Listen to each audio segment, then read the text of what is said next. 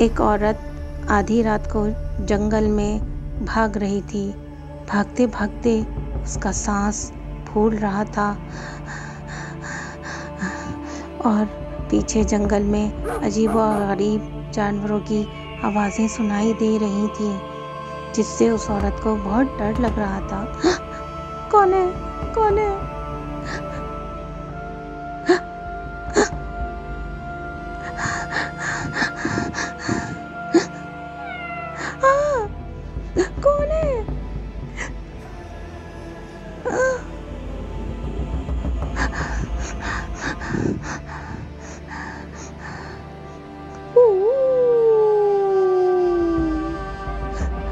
कौन है? कौन है? कौन है? वो औरत दौड़ती जा रही थी। सख्त अंधेरा था, ठंडी हवा चल रही थी, सर्दियों के दिन थे और अजीब व गरीब माहौल बना हुआ था जंगल का। चांद की रोशनी पूरे जंगल में फैली हुई थी। इसके बावजूद उसे बहुत डर लग रहा था। वो शायद किसी को ढूंढ रही थी, किसी की तलाश कर रही थी। फिर थोड़ी देर बाद उसको एहसास हुआ कि उसकी तलाश करना बिल्कुल ही गैर ज़रूरी है। कहीं भी नहीं मिल रहा था जिससे वो ढूंढ रही थी। उसने फैसला किया कि उसे वापस अपने घर चले जाना चाहिए। उसका शौहर जाग गया तो बड़ी परेशानी का सामना करना पड़ेगा उसको। ये सोचते ही उसने जंगल से वापस अपने घर की तरफ दौड़ लगा दी।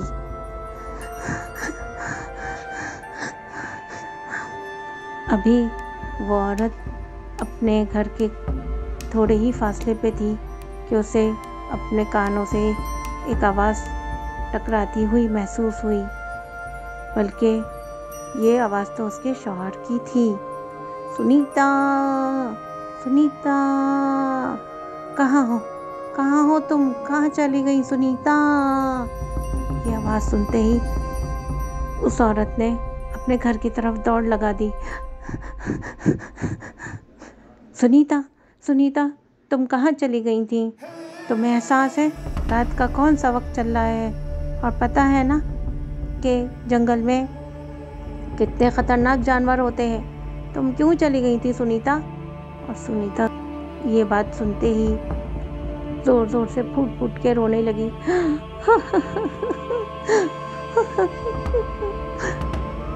सुनीता, क्या हुआ? रुको, मैं पानी लेकर आता हूँ तुम्हारे लिए। आराम से बैठो, बैठ जाओ। सुनीता का शौहर पानी लेने चला गया, उसे पानी लाकर पिलाया। दोस्तों, आपको ये कहानी समझ में नहीं आ रही होगी। इस कहानी को समझने के लिए आपको ये कहानी शुरू से सुननी पड़ेगी। तो चलिए शुरू से शुरू करते हैं। सुनीता नाम की एक औरत अपने शौहर के साथ गांव में रहा करती थी। वो लोग बहुत गरीब थे।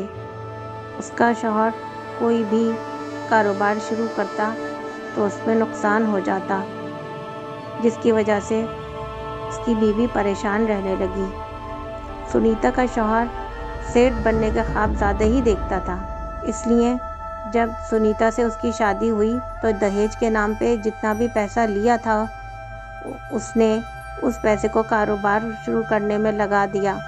तजर्बा तो था नहीं और कुछ आता जाता भी नहीं था, फिर भी उसने कारोबार में पैसा लगाया और ज़ाहिर है तजर्बा ना होने की वजह से और थोड़ी काहिल तबीयत होने की वजह से उसका कारोबार नहीं चल सका। फिर उसने दूसरा कारोबार लगाया। इस तरह मुख्तलिफ़ कारोबारों में उसने काफ़ी रकम खो दी, बल्कि मकरूज़ भी हो गया। गांव वाले आके उसके घर पर उसकी बेइज्जती करते और कहते कि पैसे वापस करो, लेकिन वो बेचारा क्या करता, उसके पास पैसे भी नहीं थे। सुनीता ये रोज़ रोज़ की चिक चिक से तंग आ गई थी, बहुत परेशान हो गई थी। उसका तो सारा सामान भी बिक गया था। छोटा मोटा जो जेवर उसकी माँ ने चढ़ाया था वो भी इन कर्जदारों की भीड़ चढ़ चुका था। उसको बहुत गुस्सा रहता था, लेकिन वो क्या करती, अपने घर भी नहीं जा सकती थी। इसके अलावा भी उसकी 2 बहनें मौजूद थीं और उसे पता था कि घर जाकर भी उसकी माँ उसको समझा बुझा के यहीं भेज देगी। लिहाजा बेचारी घर में एक कोने में पड़ी रहती। कुछ दिन तो यूं ही गुजरे, फिर वो भूख के मारे निढाल रहने लगी और अपने मियाँ से लड़ाई करने लगी। उसका मियाँ भी क्या करता, लोग कर्ज कहाँ तक देते, घर चलना मुश्किल होता जा रहा था। एक दिन सुनीता की दोस्त जिया उसके घर मिलने आई। उसको देखते ही सुनीता रो पड़ी और गले रख के बहुत देर तक रोती रही।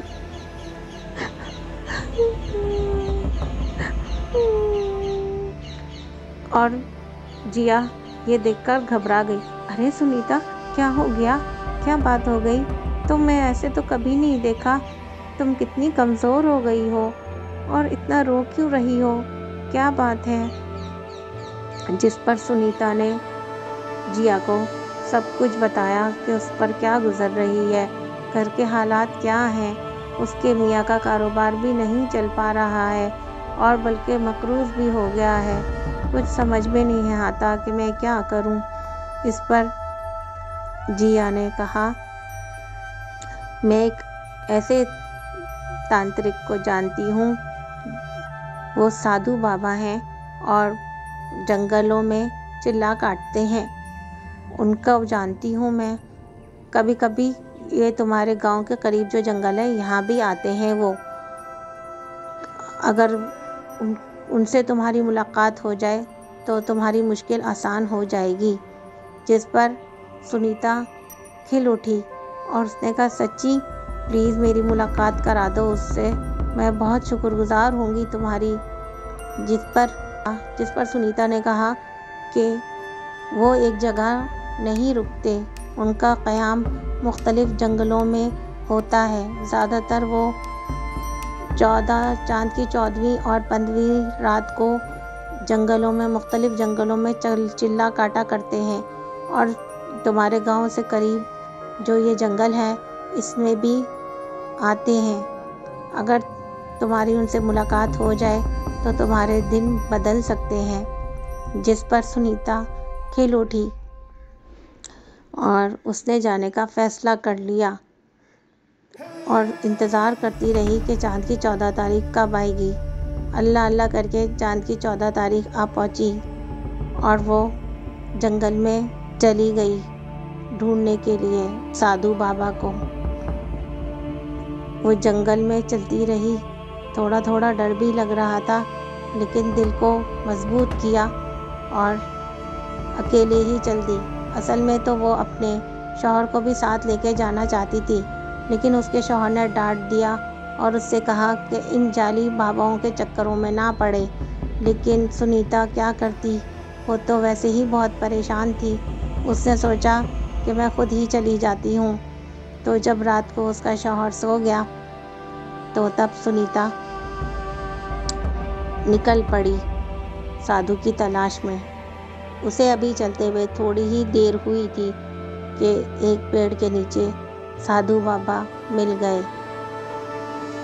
वो जाके चुपचाप सामने बैठ गई, क्योंकि उसने सुना था कि जब साधु चिल्ला काटते हैं तो वो किसी से बात नहीं करते, और अगर उनके चिल्ले के दौरान कोई बात करे तो वो गुस्से में बद्दुआ भी दे देते हैं, जिसकी वजह से वो चुपचाप बैठ के इंतज़ार करती रही।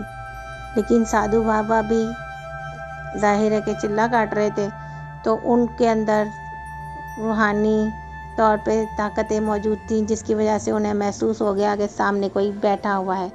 थोड़ी देर बाद उन्होंने अपनी आंखें खोल दी और पूछा, क्या बात है बिटिया, रात को इस वक्त अकेले तुम इस जंगल में आई हो? ज़रूर किसी मुश्किल में हो, अपनी मुश्किल बयान करो। जिस पर सुनीता खिल उठी और सारी बात साधु बाबा को बताई, जिस पर साधु बाबा मुस्कुराए और उन्होंने एक कागज़ पर कुछ लिखकर दिया। और सुनीता से कहा, बेटा तुम ये जो भी कुछ मैंने इसमें लिख के दिया है, हर रोज़ रात में मोमबत्ती जलाकर इसको 21 मरतबा पढ़ना और ये अमल 21 दिन तक करना। फिर देखना तुम्हारे हालात खुद ब खुद बदल जाएंगे और तुम्हारी परेशानियां भी ख़त्म हो जाएंगी। सुनीता ने बड़ी बेताबी से वो कागज़ अपनी मुट्ठी में दबाया और शुक्रिया करते हुए जंगल में से तेज़ तेज़ कदमों से घर की तरफ रवाना हो गई। दूसरे दिन ही रात से उसने ये अमल शुरू कर दिया। जब उसका शौहर सो जाता तब इस अमल को शुरू करती। अभी हफ्ता ही गुजरा था इस अमल को करते हुए कि एक दिन उसका शौहर खुशी से चिल्लाता हुआ सुनीता के पास आ पहुंचा। सुनीता, सुनीता, कहाँ हो सुनीता? सुनीता भी अपने कमरे से बाहर निकल आई। क्या बात है, इतना शोर क्यों मचा रहे हो? सुनीता, मुझे थोड़ी सी रकम मिल गई है। मेरा एक बहुत पुराना दोस्त जो शहर गया था ना, वो आज गांव आया। मेरी उससे मुलाकात हुई और मैंने उससे बताया तो वो मेरे कारोबार में पैसा लगाने के लिए राज़ी हो गया है। अब देखना हमारे हालात बदल जाएंगे। जिस पर सुनीता भी खुश हुई। फिर कुछ दिन बाद उनके हालात बदलने लगे और अब घर में आहिस्ता आहिस्ता खुशहाली आ गई थी और घर में हर चीज़ आने लगी थी। अब तो सुनीता के पास इतने पैसे भी आ गए थे कि ना सिर्फ कर्जदारों के कर्ज अदा कर दिए बल्कि एक नौकरानी भी घर में रख ली सफाई के लिए, क्योंकि अब उसकी हालत ठीक नहीं रहती थी। इतने दिन फाका करने की वजह से उसके जिस्म में बहुत कमज़ोरी आ गई थी। हालांकि वो हकीम से ताकत की दवाएं भी ले रही थी, क्योंकि गांव में डॉक्टर तो मिलते नहीं, इसलिए हकीम थे एक बहुत पुराने, उनसे वो ताकत की दवाएं ले रही थी। लेकिन फिर भी इतनी जल्दी फ़र्क नहीं पड़ रहा था। जिस पर उसके शौहर ने कहा कि तुम्हें अब काम करने की ज़रूरत नहीं, सफाई के लिए एक अदद मुलाजमा रख लो। जिस पर वो खुशी खुशी राज़ी हो गई और उसने उस मुलाजमा को घर में रख लिया। लेकिन अमल अब भी करती थी। एक दिन रात में आधी रात को जब सुनीता के शौहर की आँख खुली तो उसने इधर उधर देखा, लेकिन सुनीता कहीं नज़र नहीं आई। जिस पर वो दूसरे कमरे की तरफ बढ़ा। कमरे के अंदर रोशनी जल रही थी। उसने दरवाजे को धक्का दिया, लेकिन दरवाज़ा हैरत अंगेज़ तौर पर अंदर से बंद था। उसने दरवाज़ा खटखटाया, लेकिन कोई जवाब नहीं आया। बहरहाल उसने सोचा शायद कोई काम कर रही हो सुनीता, मैं सुबह पूछ लूँगा। फिर वो जाकर सो गया। दूसरे दिन उसने सुनीता से पूछा, रात में मोमबत्ती जला के दरवाज़ा बंद करके तुम क्या कर रही थी? जिस पर सुनीता ने उसके मुंह पे उंगली रख दी और कहा, आहिस्ता बोलो। वो हैरत में आ गया। उसने कहा, क्या बात है? शौहर ने पूछा, ऐसे क्यों कह रही हो? जिस पर सुनीता ने कहा कि मैं एक अमल कर रही हूँ जिसकी वजह से घर में खुशहाली आ गई है। मुझे एक साधु बाबा मिले थे, तुम्हें याद है ना? मैंने जब तुम्हें कहा था कि जंगल में मेरे साथ चलो और तुमने मना किया था, तो मैं जाकर उनसे कुछ लेकर आई हूँ और उन्होंने मुझे कहा है कि 21 दिन तक इस अमल को जारी और सारी रखना है, रात में करना है, जिसकी वजह से मैं ये अमल कर रही हूँ और फ़ायदा भी हो रहा है। ये बात सुनकर शौहर खामोश हो गया, कुछ ना कहा। बहरहाल एक दिन वो फिर से अमल करने के लिए बैठी तो उसको वो पर्ची ना मिली जो लिखा हुआ वो पढ़ती थी। असल में वो इतनी पढ़ी लिखी थी नहीं और जो कुछ भी लिखा था उसको भी बड़ी मुश्किल से पढ़ा करती थी, जिसकी वजह से उसको वो याद भी नहीं होता था। और फिर वो पर्ची वो काफ़ी देर तक ढूंढती रही कमरे में, लेकिन पर्ची मिलने का नाम नहीं ले रही थी। सुनीता पसीनों पसीनों हो गई, लेकिन वो पर्ची ना मिली। अब तो वो सोच रही थी, मैं क्या करूं? अगर अमल की मुकर्ररा मुद्दत पूरी ना की तो अमल उलट भी सकता है। अब वो क्या करे, कुछ समझ में नहीं आ रहा था उसको। फिर मरती क्या ना करती, जितना भी कुछ उसे याद था, जो भी कुछ वो लिखा हुआ पढ़ा करती थी, वो पढ़ने बैठ गई, इस डर से कि कहीं हालात फिर से पहले जैसे ना हो जाए और अमल अधूरा रह गया तो फिर कुछ और ही ना मसला खड़ा हो जाए। बहरहाल जैसे तैसे उसने अमल मुकम्मल किया और अब वो घर की मुलाजमा के आने का इंतज़ार कर रही थी। जब उसकी मुलाजमा घर में आई तो उसने अपने मुलाजमा को डांटते हुए पूछा, तुमने कैसे सफाई की है?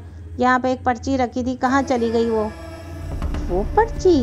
बाजी मैं समझी वो तो कचरा है, इतनी मैली सी थी, मैंने उठा के उसको कचरे में फेंक दिया। क्या तुमने कचरे में फेंक दिया?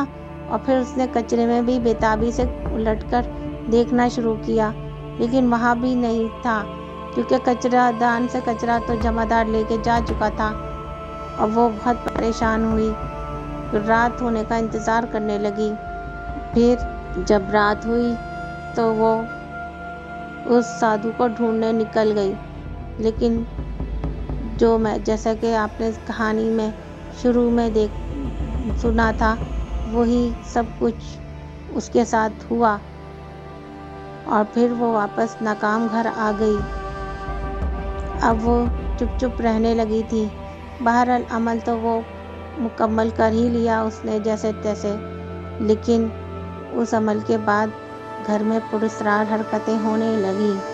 कभी बर्तन गिर जाते रखे और कभी किचन में चूल्हा अचानक जल जाता, कभी उसके कपड़े जगह जगह से फट जाते। उसे कुछ समझ में ना आता कि ये सब क्या हो रहा है, लेकिन वो डर के मारे किसी से कहती भी नहीं, और ख़ुसूसन शौहर से तो बिल्कुल नहीं, क्योंकि वो तो उसे और भी डांटता। बहरहाल उसने किसी भी तरह अपनी मुलाजमा से कह सुन के जिया को दोबारा अपने घर बुलाया और जिया से पूछा, खुदा के लिए मुझे बताओ वो साधु दोबारा कब मुझे मिलेंगे? मेरे साथ तो ऐसा हो रहा है, मैं बहुत परेशान हूँ और मुझे डर भी लग रहा है कि कहीं हमारे हालात दोबारा से ख़राब ना हो जाएं। ये सुनकर जिया भी परेशान हो गई। उसने कहा, चाँद की 14वीं तारीख का इंतज़ार करो, हो सकता है कि वो आ जाएं इसी जंगल में, क्योंकि मैंने जैसा कि तुम्हें बताया कि उनका ठिकाना हर वक्त बदलता रहता है। जिस पर सुनीता खामोश हो गई। फिर वो चाँद की 14वीं का इंतज़ार करने लगी और जंगल में जाकर ढूंढा, लेकिन वो साधु ना मिलने थे, ना मिले। और आहिस्ता आहिस्ता सुनीता की हालत ख़राब रहने लगी। अब वो कमरे में बंद रहती, अपने आप से बातें करती, कभी हंसती और कभी आधी रात में जाकर गुस्लखाने में नहाने लगती। उसकी हालत दिन ब दिन अजीब होती जा रही थी। शौहर भी परेशान रहने लगा था। उसने फिर कई आलिमों को दिखाया अपनी बीवी को, लेकिन कोई फ़र्क ना पड़ा। आमिल कहते थे कि इसके दिमाग पर किसी जिन ने कब्ज़ा कर लिया है और इस वजह से इसकी यह हालत हो गई है। इसको कुछ भी समझ में ना आता, अपने आप से बातें करती रहती और खाना जला डालती, कुछ भी काम नहीं कर पाती। कभी कभी अपने शौहर पर छुरी लेकर हमला कर देती। उसका शौहर डर जाता और उसे एक कमरे में बंद कर देता। अब उसकी ज़िंदगी ऐसे ही गुजर रही थी।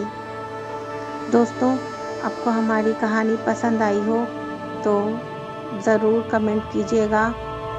और जब भी कहते हैं कि बुरी बात का बुरा अंजाम होता है, इंसान को हमेशा नेक अमल करना चाहिए और अपने रब से नाता जोड़े रखना चाहिए। सुनने का शुक्रिया।